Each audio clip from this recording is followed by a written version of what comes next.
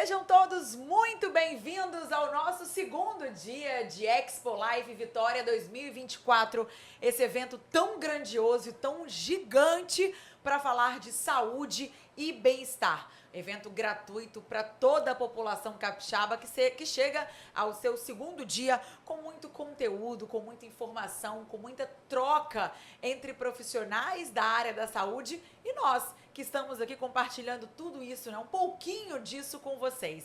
Muito obrigada pelo carinho da sua audiência. E a gente já começa o nosso segundo dia conversando, digamos, sobre um assunto polêmico, doutor, podemos dizer assim? Sim. Ainda é polêmico? É verdade, Carol. Polêmico. É polêmico porque envolve uma planta que passou por um preconceito muito grande quando os mexicanos aportaram lá na parte mais sul dos Estados Unidos, não é? E levavam já, por tradição, a marihuana, né?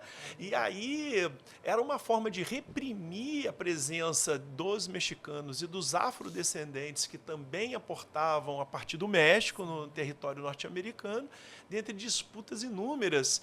Tinha que ter uma justificativa para prendê-los. Então, simplesmente uma planta medicinal foi essa ponte para prendê-los e para gerar todo um preconceito de algo que é só usado há 3.000 anos na China, como propriedades terapêuticas ainda a serem descobertas. Dr. Mark Stork é o nosso convidado para falar sobre cannabis medicinal. O canabidiol é a nanotecnologia. Doutor, e aí eu já começo te perguntando, durante muitos anos, há alguns anos já, né, vamos colocar, de 10 anos para cá, o canabidiol, cannabis medicinal, vem sendo utilizado por médicos, inclusive não só médicos, outros profissionais da área da saúde para tratamento de doenças do corpo humano.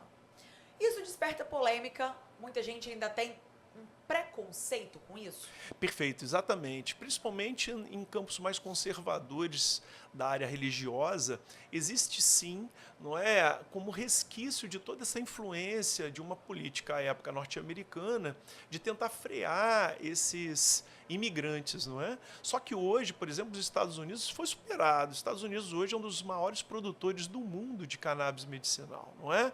Então, as produções ocupam áreas extensas, inclusive do estado do Colorado, que tem uma produção, inclusive, orgânica e produz e vende para o mundo inteiro. Então, hoje, os Estados Unidos se aproveita até economicamente de uma planta que é, na verdade, um fitoterápico, não é? E esse fitoterápico oferta para a gente, além do canabidiol, que é o mais famoso dos fitocannabinoides, também o CBG, o canabigerol, que também tem propriedades extraordinárias, extraído da mesma planta, né? Da cannabis, e que vai ter ação anti-inflamatória estratégica.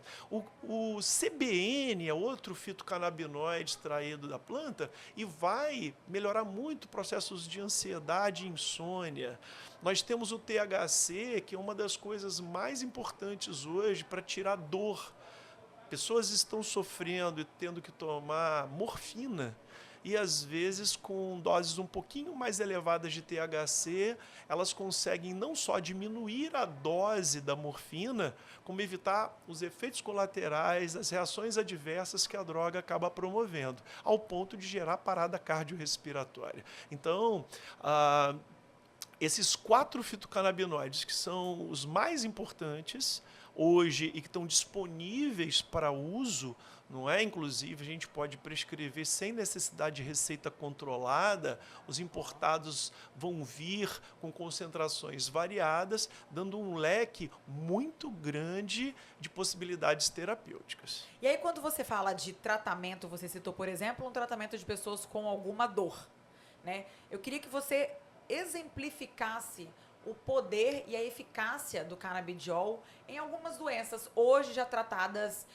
com remédio, com a indústria farmacêutica bem ativa. O senhor estava me explicando nos bastidores um pouquinho, né? Em relação a doenças neuromentais, por exemplo, a gente pode citar o Alzheimer e outras demências, por exemplo. De que forma o canabidiol atua perante essas doenças? Perfeito. Essas doenças neurodegenerativas, não é? Que vai envolver Alzheimer, esclerose múltipla, esclerose lateral amiotrófica, todas as outras demências, os processos também neurológicos, não só as neurodegenerativas, mas neurológicos como a epilepsia, a depressão, a ansiedade, são doenças já mapeadas dentro de um circuito chamado Mapa de Evidências Científicas da Cannabis Medicinal. Então já existe todo um conjunto de estudos feitos em seres humanos, com ensaios clínicos muito bem controlados, muito deles até multicêntricos, que não é só para a população japonesa ou só brasileira, onde esses fitocannabinoides, eles já estão consagrados como extremamente úteis no processo de tratamento.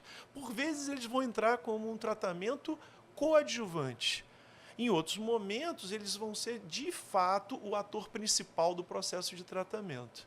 E isso vai variar, obviamente, dentro das peculiaridades daquele indivíduo, do grau de adoecimento, o estágio que essa pessoa se encontra e as outras ferramentas que são agregadas. Então, a gente, por exemplo, tem muito mais sucesso numa doença neurodegenerativa, como é o caso do Alzheimer, quando a gente não tem só a cannabis medicinal, mas a gente tem outras estratégias, não é? O magnésio trionato é uma bem interessante que vem ganhando força ao longo dos últimos anos. O óleo de coco, apesar de ser algo da alimentação, ele consegue abastecer nosso neurônio de energia sem a gente ficar complicando a área da diabetes. Na Europa, muitos lugares chamam o Alzheimer de diabetes cerebral. Isso para se ter uma ideia do impacto que tem para a geração da doença. Não é? E quando a gente vai pensar em doenças fora desse campo, nós teríamos as dores crônicas como algo extremamente consagrado. Então não é aquela dor que você deu uma pancada agora, está com o ombro meio dolorido da pancada, e eu até acredito que não seria lá tão interessante o uso, né? Mas as dores crônicas que vão se arrastando ao longo do tempo é de uma expressividade. A reumatologia, então, é artrite, artrose, a gente observa muitas pessoas adoecendo, envelhecendo e adoecendo com doenças que talvez poderiam ser mais naturais, de formas mais naturais, controladas, né? Exatamente. A artrite reumatoide, por exemplo, no mapa de evidência científica, ela está praticamente no topo. Como as pessoas se beneficiam? Por quê? O grande pulo do gato dessa história toda é que a cannabis medicinal ela tem um papel regulatório no nosso corpo. Isso só foi descoberto na década de 90 agora. É muito recente, de um sistema que nós temos no corpo, que é o sistema endocannabinoide.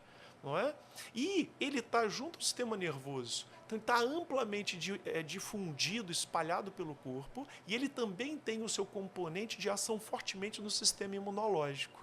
Então, antes se pensava que a cannabis medicinal poderia ser usada com as suas múltiplas facetas, que nós falamos agora, pelo menos 4 boas alternativas. Sim. Nós teríamos esse uso estratégico para a dor do câncer. Não, mas é antitumoral, anticancerígeno. Então, o efeito, ele, como é regulador, ele consegue dar aos pacientes uma possibilidade de recuperação daquele processo sem aquela dicotomia. A dicotomia, assim, eu tenho pressão alta, então vou tomar remédio para baixar a pressão. O que está fora da nossa cabeça? Sim. Não é melhor regular a pressão? Eu vou ficar numa guerra, o corpo está aumentando a pressão. Aí eu vou baixar a pressão com o remédio? Por que eu não busco uma estratégia de regulação? Para neutralizar essa pressão de forma natural, né? Isso. Ela precisa de regulação. Ela precisa ficar no patamar que outras estão. A cannabis, a gente poderia também ser utilizada como forma preventiva? Não tenho nada, não tenho nenhuma doença, não preciso tratar neste momento, não preciso tratar nada. Mas minha família tem um histórico de Alzheimer, por exemplo, ou de alguma doença degenerativa, enfim. Já tem essa opção desse tratamento preventivo?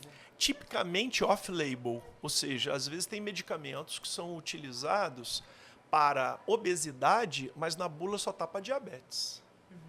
Nós conhecemos vários, né? Inclusive injetados. Alguns na moda, né? Na moda, inclusive. Então, veja, do ponto de vista off-label, você poderia utilizar, Mas eu não entendo que seria uma ferramenta interessante para esse tipo de abordagem. Por quê? Porque nós temos nossos endocannabinoides. E nós temos possibilidade de usar recursos até que são de custo-benefício melhor quando se pensa em prevenção. Tá? Então, eu vou desde a equinácea, que é um outro fitoterápico, eu vou para a copaíba, eu vou para os ômegas, que vão poder, de certa maneira, agregar nesse processo de estimular o sistema endocannabinoide, que funciona de uma maneira muito estratégica. A gente sempre tem a conexão de um neurônio pré-sináptico, antes da sinapse, que neurônio não toca em neurônio, né? Tem uma fenda sináptica, tem como se fosse um vazio, onde os neurotransmissores vão fazer essa comunicação. E eu tenho um neurônio pós-sináptico, que é aquele que vai receber aquela informação, aquele estímulo, que é tipo um estímulo elétrico, mas é um estímulo basicamente por substâncias neurotransmissoras. Olha que coisa fantástica. O sistema endocannabinoide ele vai estar agindo do neurônio pós-sináptico para o pré-sináptico fazendo a regulação. Então, imagina um quadro de convulsão de epilepsia que os canabinoides, os fitocannabinoides, têm alta relevância no tratamento. E de muito tempo já.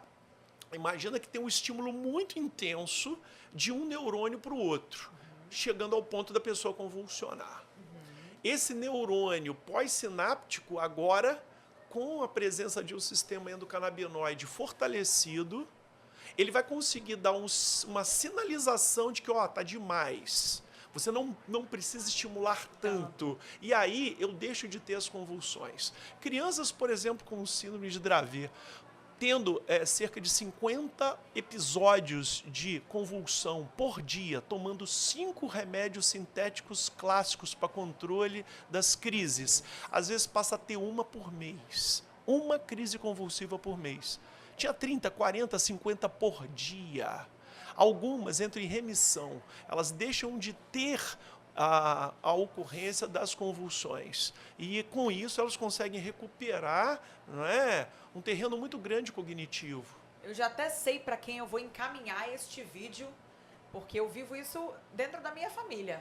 Eu tenho uma prima que tem epilepsia, inclusive estamos no mês de conscientização da epilepsia, dia 26 de março é o dia de conscientização da epilepsia, eles chamam março, né, o mês da epilepsia, o março roxo. Março roxo. Famoso março roxo de epilepsia. E há muitos anos ela, né, desenvolveu a epilepsia, descobriu pelo menos aos 18 anos, hoje ela tem 24, eu acho. E são 6 anos de tratamento, são 6 anos de luta e já com tratamento de cannabis. Perfeito. Já faz. Há muitos anos os médicos já falam disso. E que realmente neutraliza de uma forma natural. Né? Porque a gente brinca, né? E é muito verdade a gente falar disso, que o organismo ele precisa funcionar de forma perfeita. Né? Então a gente não tem que, como o senhor perfeitamente disse, se a pressão está alta, eu não tenho que tomar um remédio para baixar a pressão, eu tenho que neutralizar a pressão de alguma forma, né? Que seja ela natural, a mais natural possível. Eu acho que isso acontece com todas as doenças, enfim. Doutor, queria que o senhor sintetizasse para finalizar o que os nossos convidados vão entender um pouco mais disso. Maravilha. Quando a gente pensa, então, essa medicina canabinoide, ela acaba de ganhar, agora em novembro de 2023, um grande tratado. Um tratado que está disponível para quem quiser adquirir. É um tratado bastante robusto, que traz um conjunto de estudos científicos, não é? E já uma robustez de tudo que foi desenvolvido ao longo dessa história desses fitocannabinoides. E eu vou agregar na palestra uma exposição sobre esses fitocannabinoides na sua forma hidrossolúvel.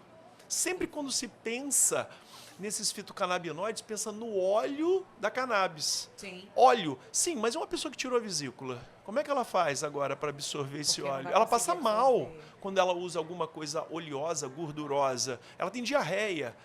E aí, o que acontece? Muitos estudos, sem colocar isso como relevante e não cair nesse viés, acabam fazendo o teste desses fitocannabinoides com pessoas que têm problemas desabsortivos, né? Tem doenças desabsortivas que elas não conseguem absorver.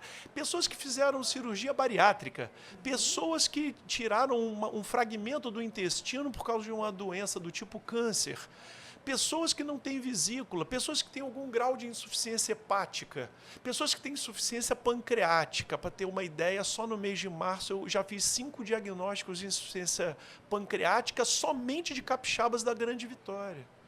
Então, é muito mais frequente do que se imagina. Só que quando você coloca essas pessoas dentro do rol de pesquisa, é óbvio que você precisaria ajustar a dose para muito mais para poder ter o efeito. Não é? Então, aí vai ter uma pesquisa que vai ser inconclusiva. Não, ajudou algumas pessoas, mas não ajudou outras. Obviamente que agora nós temos uma nova fronteira da ciência aberta para os fitocannabinoides.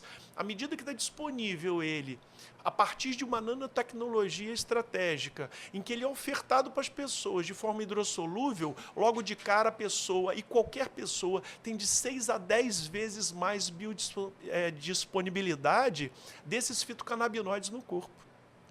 Sem ter que injetar absolutamente nada, sem ter que fumar nada e quebrar, obviamente, todos esses preconceitos que foram instalados ao longo da história. Não é? Tendo, inclusive, a possibilidade de usar doses mais baixas, com menos gotas, e podendo diluir em água, suco, chá, e até mesmo, não sendo muito recomendado, mas se você toma em temperatura ambiente, você poderia diluir até em café. Então, isso faz o quê? Uma facilidade de entrega do ativo extraordinário, considerando que o sabor é muito discreto. Então, se você está tomando uma limonada, você vai sentir gosto de limonada ao tomar esses fitocannabinoides. Eles têm uma outra vantagem estratégica, que eles têm cor branquinha. E o fato de ser branquinho é mais fácil de você ver as gotas. Então, até nisso foi um grande acerto, porque o óleo, às vezes, vai cair um óleo para fora do copo e você não se deu conta. Para fazer o controle, né? Para fazer o controle. Você precisa tomar à noite, de repente faltou luz e agora você vai ter dificuldade de enxergar. Então, os frascos geralmente já vêm com conta-gotas, então facilita muito esse processo de tomada, sem sofrimento, sem ter que gerar nenhum tipo de dificuldade. Até porque a medicina canabinoide, ela traz em si algo que é extremamente interessante. Não há relato até hoje na história, apesar de ser usada há mais de 3.000 anos, de uma pessoa que tenha morrido pela overdose. Isso é muito interessante, que geralmente se pensa e tem medo sobre drogas. Não é? O paracetamol mata cerca de 3 norte-americanos por dia. O paracetamol é um medicamento analgésico extremamente conhecido. E as pessoas hoje, elas conseguem na gôndola da farmácia pegar quantos quiser. Sem nem pedir ajuda. Sem nem pedir ajuda. Vai direto no caixa, não precisa passar por crivo de nenhum farmacêutico, nem balconista. Vai direto para o caixa. As pessoas usam, às vezes, até para coisas não muito indicadas, o paracetamol, porque algumas estão provocando ali a morte. Então, veja que nós temos um descontrole. Se era para a gente ter preconceito, seria, por exemplo, com o paracetamol, que está matando muita gente no mundo. É algo... Coitado, canabidiol. Isso, e aí os fitocannabinoides não têm essa perspectiva. Para além disso, a gente vai poder apontar que as reações adversas são mínimas, os efeitos colaterais são mínimos quando se extrapolam as doses. Ou seja, se você acaba utilizando uma dose extremamente alta e ela não se justifica, você pode ter uma discreta náusea para te alertar. Eu acho que passou do ponto. E isso é interessante. Mas não só com canabidiol, Com qualquer outra coisa que você passe do ponto, o seu corpo vai dar um sinal de alerta de alguma forma. Perfeito. Então, vamos entender que a natureza, ela está sendo muito generosa com a gente. E a gente precisa, de fato, fazer o que foi feito. Uma agregação tecnológica, porque a natureza possa nos ajudar de forma mais contundente, melhorando a memória das pessoas. As pessoas estão vivendo mais do que se imaginava. Esse século atual é exponencial. Se não fosse a pandemia de Covid, nós teríamos ali expectativas de vida aí alcançando 90 anos com tranquilidade como média de um país de quem está nascendo hoje. Então, nós temos que ter ferramentas efetivas para melhorar a qualidade de vida de forma natural, sem impor grandes riscos e com uma vantagem adicional. O canabidiol, por exemplo, o CBG, o CBN, que são os outros canabinoides, o próprio THC, no seu formato hidrossolúvel, ele, por incrível que pareça, apesar de agregar mais tecnologia, ele tem um custo menor do que os outros. Então, isso viabiliza o quê? Que um universo muito maior de pessoas possam ter acesso, com um detalhe. Se a gente tem paracetamol, inclusive sendo distribuído na rede pública, dipirona e tantos outros anti-inflamatórios, às vezes gerando insuficiência renal e etc., vislumbro num período curto de tempo que, por sensibilização até da justiça brasileira, o nosso Sistema Único de Saúde estará viabilizando em larga escala esse tipo de recurso seguro para a população brasileira. Vai chegar um momento que, de forma controlada, como em outros países, inclusive da América do Sul, como é o caso do Uruguai, a gente tem a possibilidade, inclusive, de ter o plantio, o manejo, não é? Sempre controlado pelos usos recreativos que, por exemplo, eu não defendo, não sou favorável a esse tipo de coisa, como, por exemplo, cannabis fumada, isso não agrega, não é? A gente precisa do uso da cannabis medicinal com fins terapêuticos efetivos, não é? E para minorar o sofrimento de tantas pessoas aí que estão com dores, que estão com dificuldades, estão com quadros de epilepsia gravíssimos, pessoas que têm doenças autoimunes severas, como artrite reumatoide, né? Que têm processos degenerativos, onde a musculatura vai atrofiando, a pessoa vai definhando, não é? Pensa até em pessoas até que estão numa condição melhor, mas estão com uma anorexia nervosa, estão com uma bulimia. O canabidiol, por exemplo, ele consegue, junto com o THC, melhorar o apetite dessas pessoas. Olha que coisa fantástica que nós temos aí como ferramenta terapêutica. E é assim que deve ser entendido o canabidiol. Nós vamos estar explorando muito todas essas nuances, baseados por um grande tratado publicado e não questionado, não confrontado, com um mapa de evidências científicas extraordinário, que tem em si um conjunto de 149 estudos científicos publicados, não é? Fazendo toda essa análise estratégica e aportando como possibilidade terapêutica.